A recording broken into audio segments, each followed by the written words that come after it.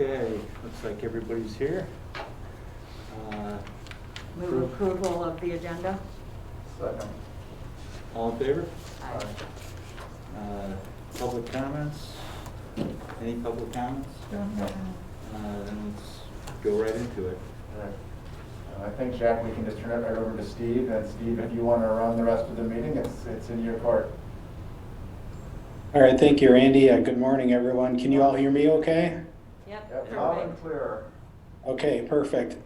So I broke down agenda item 5, which is the 2020-2021 budget, into a discussion on the referendum funds and then a discussion on our typical budget or our non-referendum funds.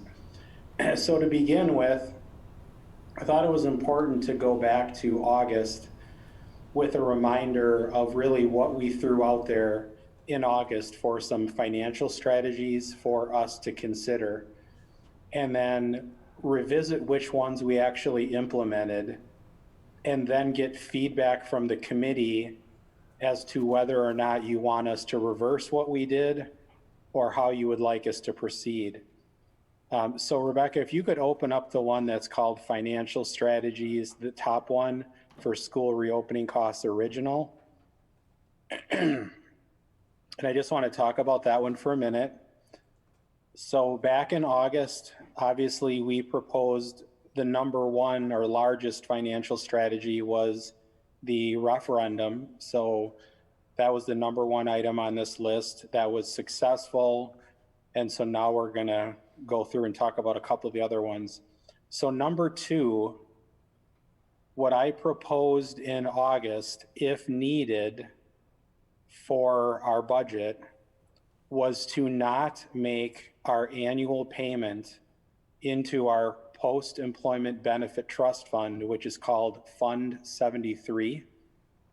I proposed paying that bill, that $587,000 bill, using funds that already existed within the post-employment benefit trust fund.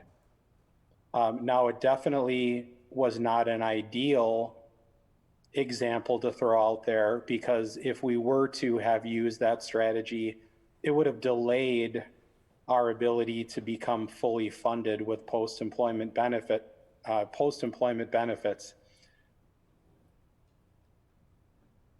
However, we did implement this strategy or half of it, because the first payment was due in September. So I want to remind the committee that this is one strategy that we implemented that no longer appears to be necessary because the referendum passed. But I wanted to get this on your radar. When I get done talking about these couple of topics, I'll jump out and let the committee members, weigh in. Rebecca, if you could go to number 3 for a minute.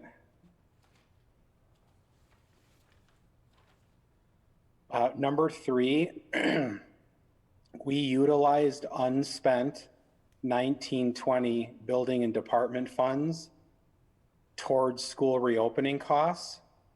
So that in effect utilized funds that carried over from one fiscal year to another. The estimate back in August was around $300,000, and that's where it was very close to. So these were funds that were not spent in the prior fiscal year, and we chose to use them for COVID-related school expenditures. Number 4, this was a topic that the Budget Committee did not seek to look at back in August when we were meeting. That had to do with the funds allocated and set aside for pay increases. So we can skip number 4. Number 5 is the student fee. So we talked about the student fee at the last board meeting. We did implement it, and now we are reversing that strategy due to the referendum passing. And then number 6, we talked about the possibility of needing to utilize fund balance if it came that far. But thankfully, we're not really in that situation. And then the other piece that's not articulated on this document, but it was a separate action from the board, was utilizing our capital projects fund, our Fund 41, to pay for HVAC and plumbing enhancements related to COVID. So if you look at the larger financial strategies that we implemented, really it comes down to we utilized our Fund 41 to pay for plumbing and HVAC. We paid for our post-employment benefits within our Fund 73. We utilized carryover funds from the previous fiscal year to help cover COVID costs. And there were a few other minor, I'll call them minor budget changes, like I eliminated the district copy machine budget by $60,000 and put that into COVID expenditures. We took all these actions back in August when the fourth draft of the budget was approved, because of course we would have had no idea at that time how the referendum process was going to play itself out. So I'm really wanting to jump back into this conversation with the committee right now to get your feedback on these various strategies that we implemented, and similar to the $50 fee that we reversed, what other strategies that we implemented does this committee want to see us reverse and instead put those funds into referendum funds that were passed in November? So I think I'll first just ask if anybody had any questions about what I just covered. And then secondly, if you want, as committee members, we'd love to hear your feedback on thoughts moving forward now that we know the referendum is passed. So Steve, just for clarity, the post-retirement payment in September, do we put that into Fund 10 to cover costs, or do we make the payment to cover the retirement? So we made the payment that was required, but we funded it from within the trust fund, which is Fund 73, instead of from Fund 10 like we normally would. So there's two payments that we have to make, September and January. Yep. And so half of it has occurred, and all of the staff's accounts were funded. It's just we used excess funds within our Fund 73 to pay for it, as opposed to a new investment from within Fund 10. So we have an option to pay that back. We do, Or yes. those numbers haven't been used at this point for COVID expenses, it's sitting there. It's just sitting there. That's absolutely correct. Yeah, It has thank not you. been used for anything. It's completely at the discretion of this committee, whether you want to continue moving ahead with that strategy and just leaving those funds sitting there, or whether you want to reverse what we did and have our Fund 10 make the payment for these benefits. Steve, if we don't have Fund 10 making the payment, then what does that do? Just help me understand that. Hello? Sure, absolutely. So within our Fund 73, which is a trust fund that we have used since 2008 to convert post-employment benefits from what was called an unfunded model, meaning the district did not set aside any money, but we promised retirement benefits to people. And we've been moving towards a funded model, meaning we are actually setting aside money to pay for these benefits.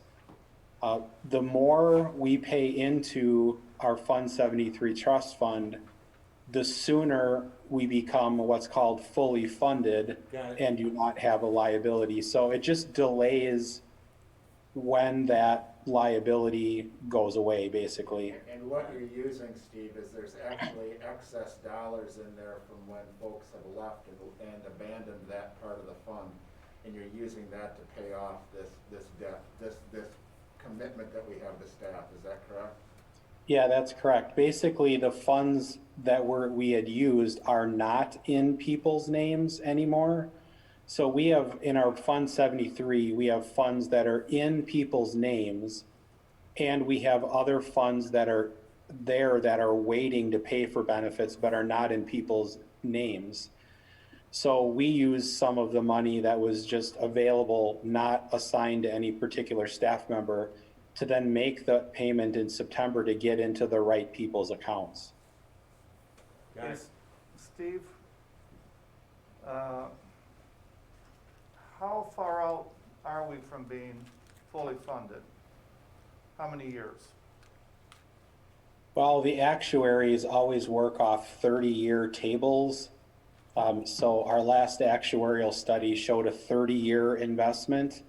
Okay, That doesn't make practical sense because we're over 10 years into this. And as an example, the new teachers that we bring on, we are fully paying for their retirement by annual contributions into Fund 73. yep, So you could probably describe from maybe when the beginning of this was set up, it would have taken one full cycle through our staff to get to the point from everybody being unfunded to people being funded. yeah, So it probably originally was a 30-year goal, but it's probably down to less than 20 in Okay. reality. okay. Steve, how much money do we have in Fund 73 that's not allocated to specific people? You know? I can look that up. You want to give me a minute?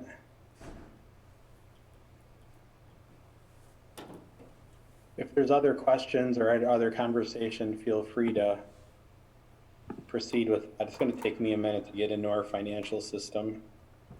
Well, it's under the same area, but it deals more with some of the cost, and are we gonna get to that later? Yes, yep. The itemized cost? Okay, then Yep. I'll withhold that question till then. Why don't we ask for feedback from the committee on the Fund 41 piece?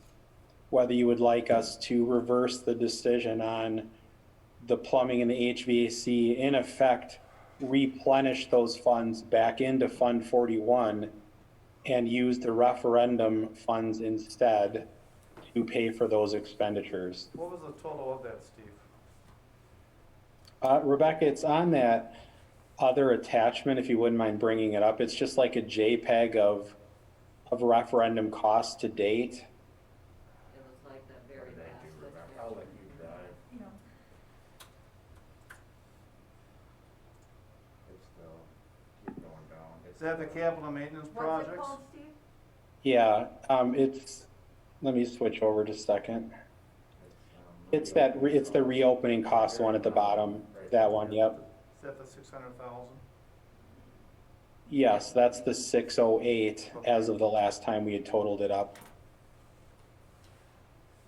So part of what you're asking is, we did those in response to many of our COVID-related reopening. Do we want to move that 608,000, for example, back into Fund 41 and pay for the 608 out of the referendum dollars? Correct, yep, that's the question. So then you just have greater flexibility moving forward with Fund 41. I would submit that we move that, use referendum funds to pay for that capital. Okay. Because that's what we told people that we were gonna spend it on. We wouldn't do that without. Right. Yep. I agree. So, did you make a motion? I made the, motion. I'll second that motion. All in favor? Aye. Aye. How do I move back, Rebecca? Oh, Without yeah, going all the sorry. way back? I'm Oops, there you You go. just go Pardon me, back to Jen, that, sorry.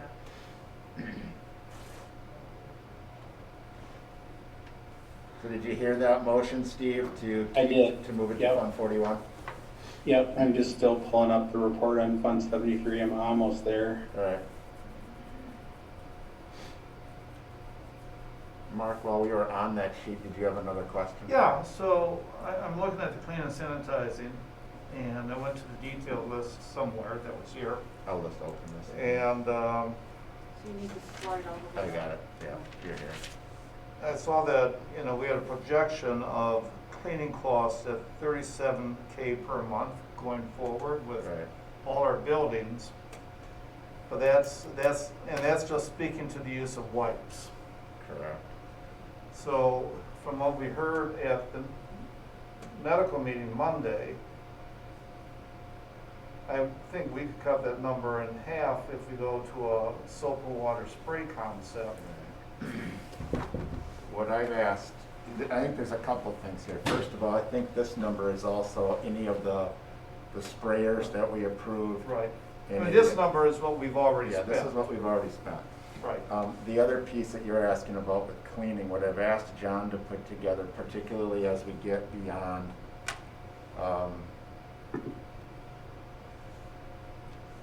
beyond our elementary, is what's something that we can have that a teacher can use in one Yep. situation and another product that students can use, Yep. because they're not the same. So that's been a piece. So I know they brought, like Dr. Potoff brought up, soap and water can disrupt disease on the surface. I've asked John to consider something of that nature, maybe not a bucket of soap and water, just trying to look at that from a logistical standpoint, of something that could be in a classroom that has the same effect of that would be student safe. And then also having a product in the classroom that would allow a teacher, if they felt the need to do at a higher level, that they could do. So trying to create both. The reason I bring it up is as I'm looking at the full number here, I think there was probably some thought that we might pay back the greater portion of this with the referendum. But that leaves us at 700,000, and so when I'm looking at the wipe cost alone is projected at 500,000 almost. Right. And so it's gone. You know, for practical purposes, that leaves us with Right. 200. And so, knowing what we can or can't do to mitigate that 450,000 in wipes going forward, that's not going backwards, that's kind of what's left in the school year. That certainly might factor into what other decisions we're gonna make here for reapplying, because I don't think we wanna leave ourselves. And I would agree with that. I Totally. think there's some things with the wipes we're re-looking at, because wipes are a one-time use throwaway. Yep. We're trying to look at some solutions that have kind of a microfiber towel that can be washed and reused in different ways to hopefully kind of be, so we're not having to purchase. That's a piece I'll have ready for hopefully the next board meeting, because I'd like the board to see our entire cleaning process and then approve it as part of our cleaning policy.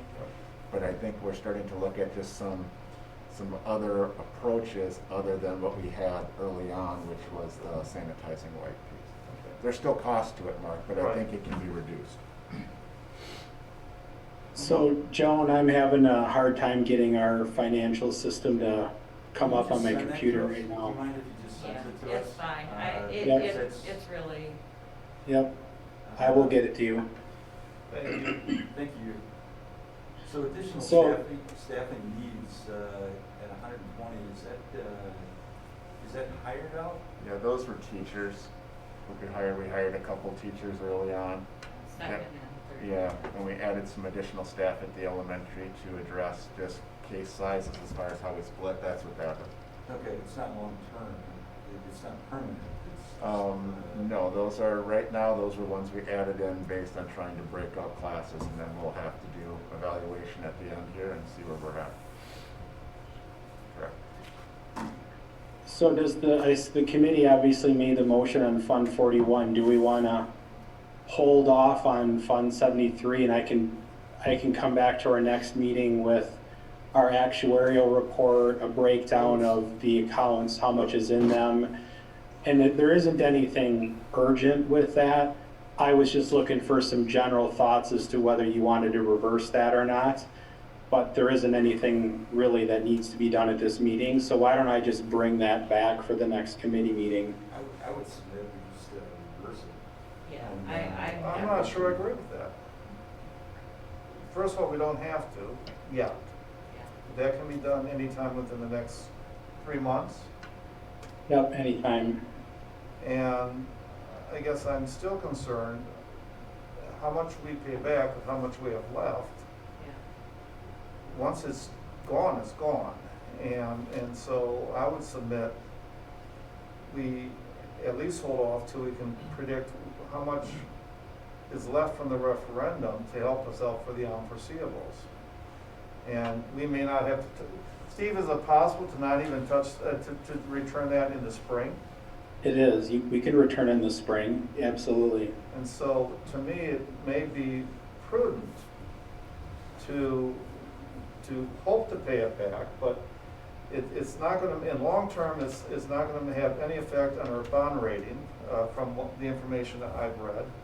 And it's payable back, so if we don't need it, we do, but if we do need it, it'd be nice to have it, not have to reverse ourselves. So, we don't have to decide that today, but I'd like us to think about that before the next meeting. Okay. And then one other item, kind of a larger one that I'm looking for feedback on. So we had approximately $300,000 of unspent building and departments funds in 1920 that we moved over to COVID expenditures. Those could be district funds instead.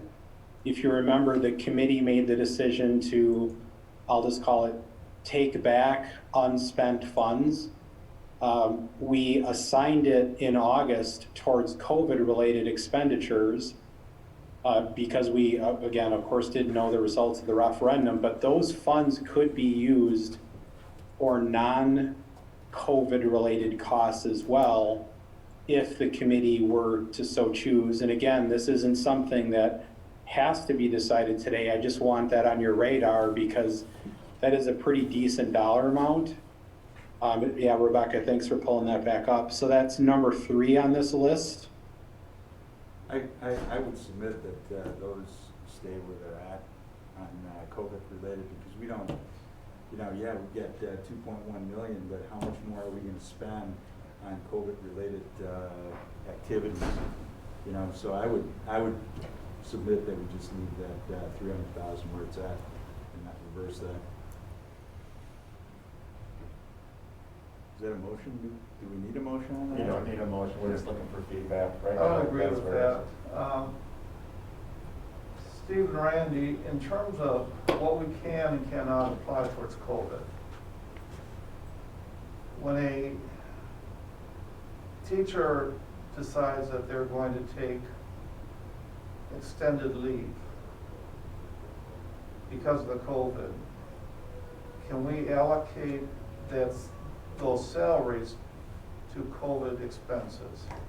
I think you can allocate anything that you see this year that's out of the normal, including those salary type things. I mean, I think, in my mind, anything that's happening this year that was out of the normal of what we would have predicted, but it's been certainly precipitated by some level of COVID activity, to me, falls within the COVID response.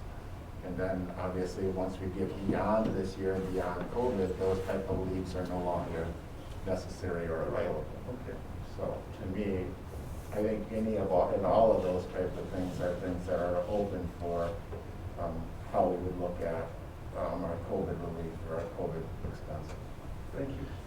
And Mark, I sent an email to Brian maybe 10 days ago or 5 to 10 days ago asking for that same information, because anything that we should consider to be unusual on the salary and benefit end, we should be totaling that up as well.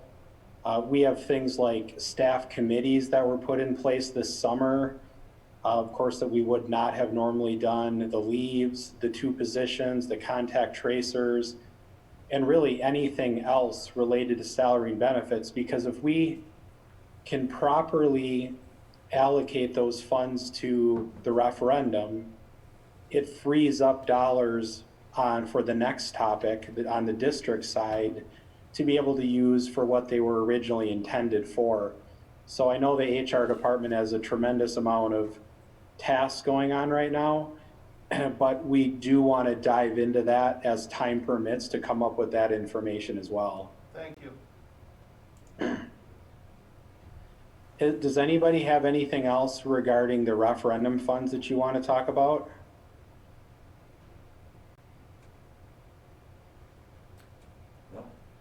Okay. If not, the next agenda item was really related to the standard district budget, nothing to do with the referendum, but certainly tied in very closely to the process that we typically follow at this time of the year. In the past, we have brought staff salary and benefit increases to the November board meeting. We knew that the November board meeting was not going to work for a couple of reasons this year. One of them is we, of course, needed to see the total amount of resources available to us first. But as a reminder, I wanted to throw this document in here. And so just, so you are aware, this is the document from last spring. We are in the process of going through and getting this all updated, but this was the budget estimate from last spring that we used as a placeholder for developing the 2020-2021 salary and benefit budget. So when we looked at this back in the spring, a couple of things just to share about this. Number one, the CPI for teachers, we knew back in April what that number was going to be effective July 1st, and that's the 1.81% figure you see there on the teacher line. That is down from what it was the year prior. The second thing that we did is we estimated $600 in points.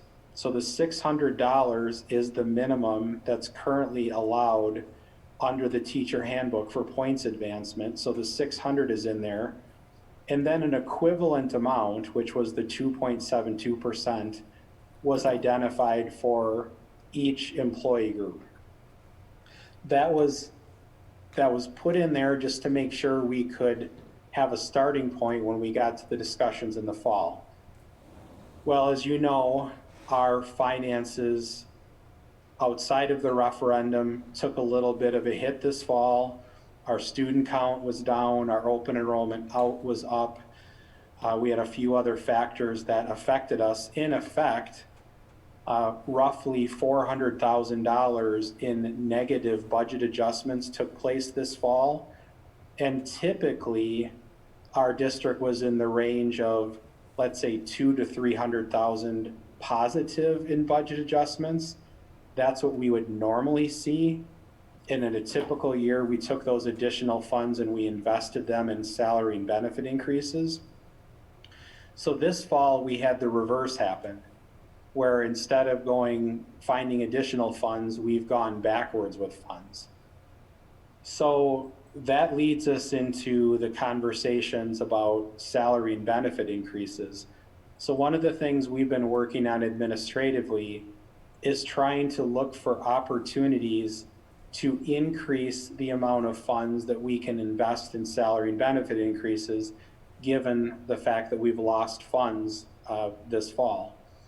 So Rebecca, if you wouldn't mind bringing up the para list, and Brian, if you could share some background on this like you shared with the HR committee last week.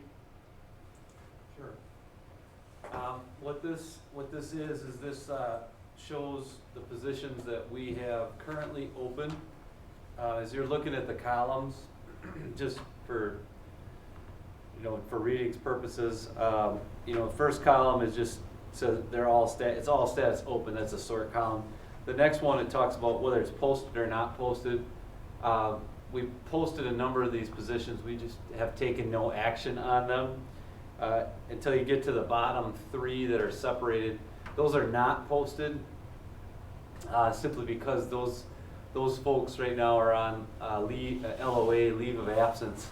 So they are, we did promise them their jobs back next year. They're on a leave right now for medical reasons. Title of the position is column 3. Column 4 is the number of hours per day. And then column, what would that be, 5 is the school that they are located in. And so what you've got there is in total, we have approximately, let's see, where'd that number go? we got approximately $350,000 worth of salary, wages only on that page. And what we have been discussing with buildings and or directors is, can these positions, or could these positions that are open, currently open, be left unfilled for a year? Or could they be something we look at eliminating that position into the future? Right now, we've got, we're nearing, I would say I was closer when I walked into the building than I am now, because I have a call, a request for someone feels like they want to discuss 2 positions right now. But I have gotten some information, like for example, from Kurt. He feels that we could go without filling his special education paraeducators up there. That's $131,000 worth of wages compared to last year. And then we have, on that page, $63,000 worth of wages that we would not need to hire this year, depending how we're operating. And so, I would say, much like I was at the HR committee, I'm about 90% finalized on whether we could move forward with formally not hiring any of these positions and potentially eliminating them into the future. Mark? So, as we look at moving kids in, hopefully semester 2, was one of the plans to potentially use paras as classroom supervisors in lieu of subs? And then if so, would that impact what you just told us as to need? That's, I would say, one of the backup plans that we do have. First plan is to try we're going to move forward with some building level subs. That's the first step. Second step is go to the substitute pool. Third step would be to find another adult in the building. That could be a paraeducator. It could be could be someone in a different role. What I would say is these particular positions we're not operating with now, and as you look at them, they are there's a number that are intermediates. Intermediate school, high school, or middle school.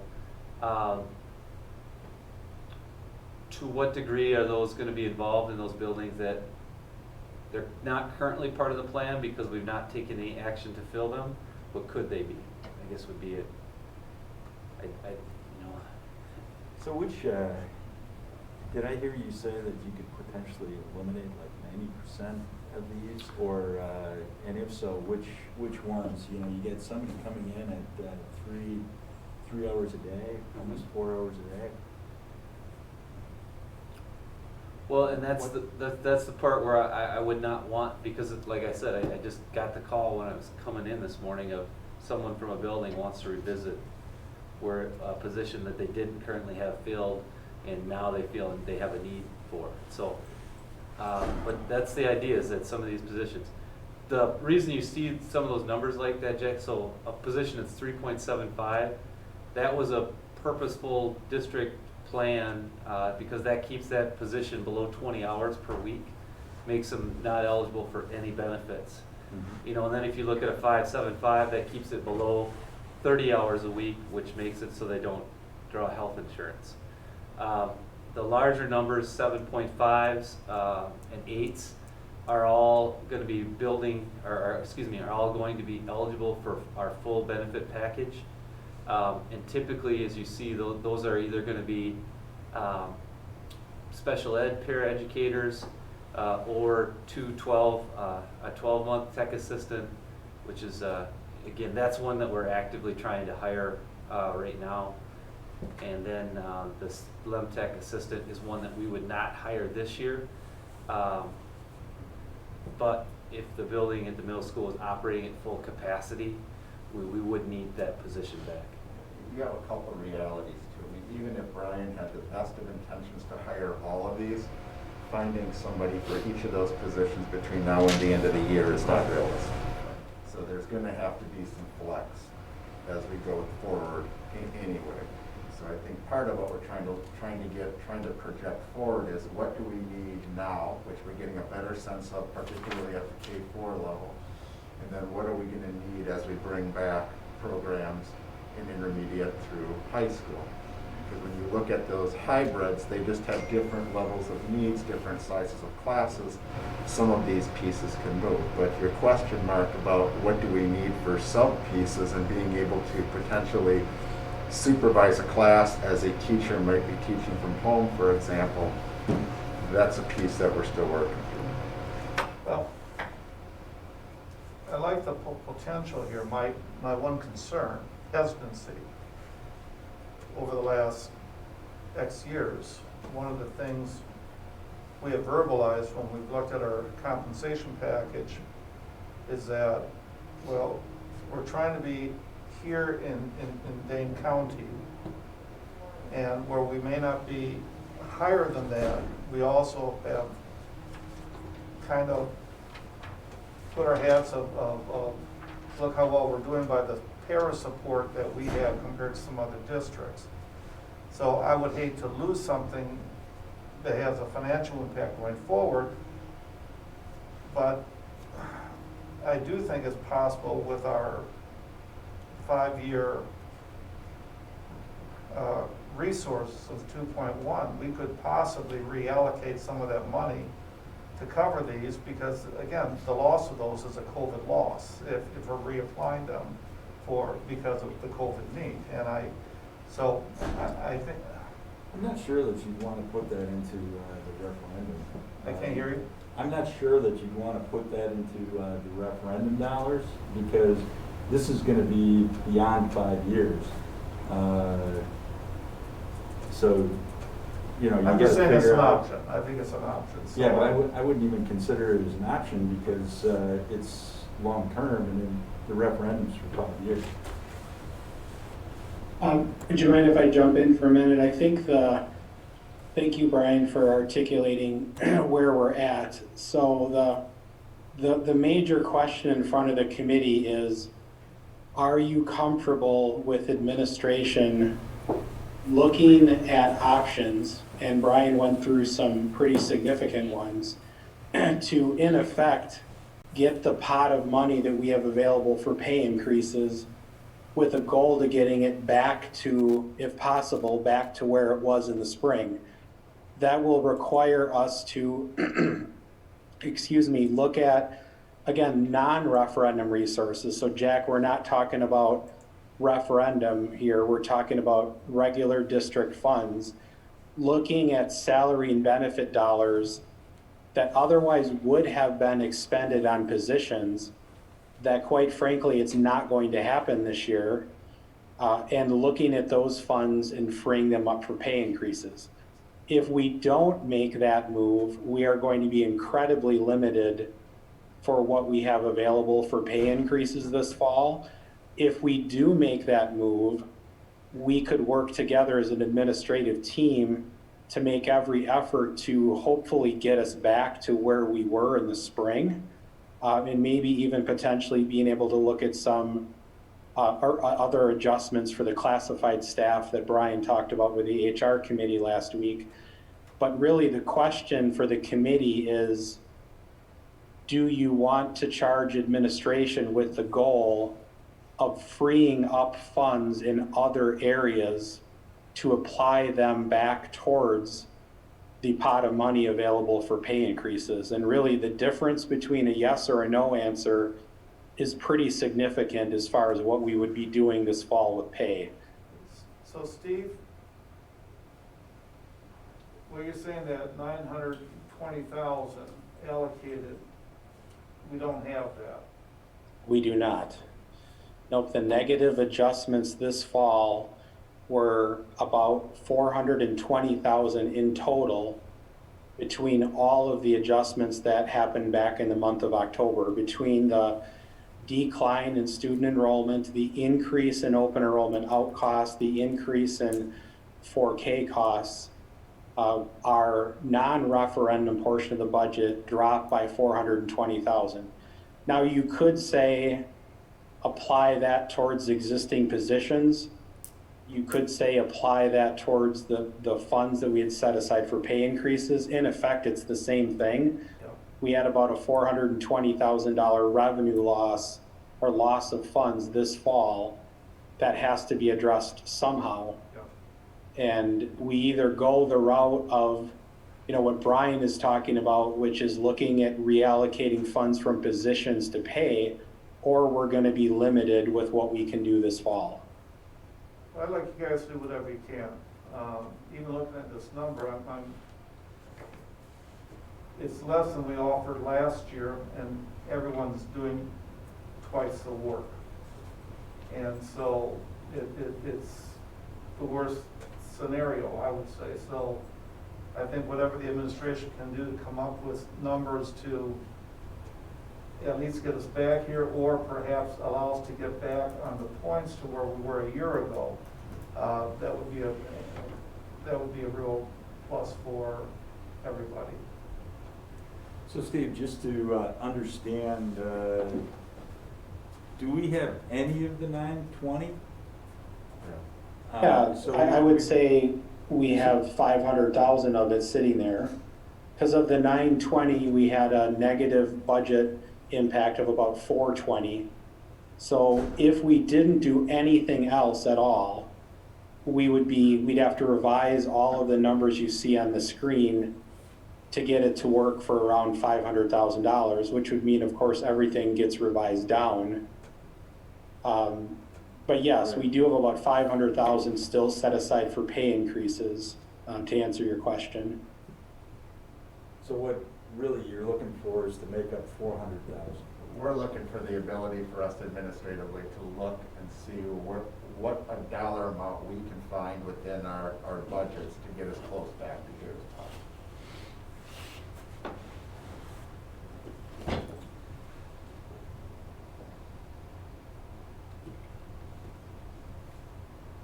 I agree with what Mark articulated, that I would give you the leeway to find those dollars if it's possible. I am concerned I would hate to lose para positions after this year, so I'm hoping that scale back in paras is for a single year. And I know that makes it difficult to put that money into salaries.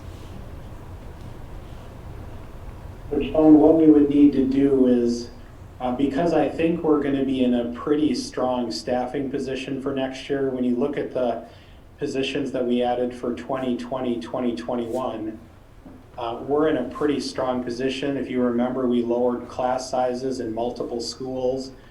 We had investments in assistant principals, additional classroom FTE. We really did make some significant investments. Both Randy and I feel like, and actually we've staffed for 100-ish more students than we even ended up having. So even if we maintain our staffing levels, we're going to be in a strong position next year. I guess the bottom line is, it is unlikely we're going to need to add too many positions in next year's budget.